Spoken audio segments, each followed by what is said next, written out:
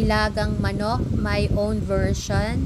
My easy way, napakasarap ng sabaw ng nilagang manok. Budget friendly and very healthy food. Come on, let's cook!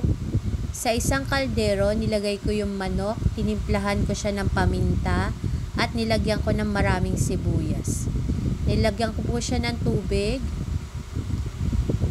at tinakpan.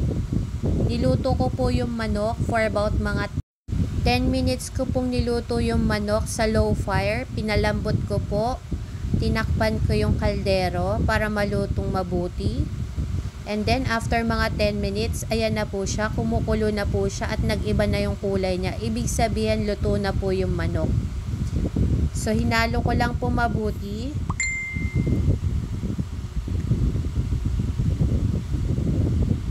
And then maya-maya po, nilagyan ko na po siya ng chicken cubes.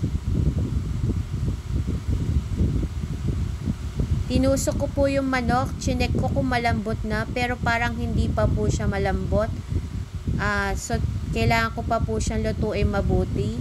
So habang nilagay ko na yung patatas, kasabay na ding naluluto yung manok para lumambot po siya.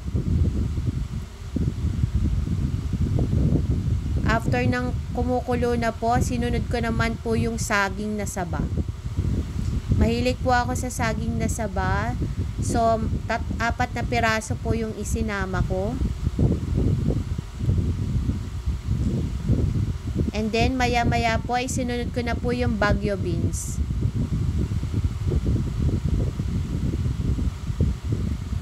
Niluto ko pa po siya for about mga 5 minutes po.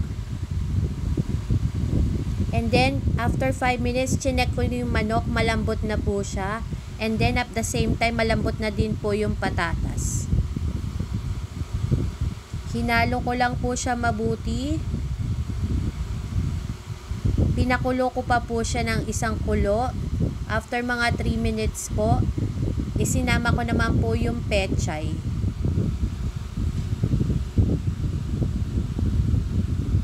Very easy, budget friendly at napakasarap na sabaw po.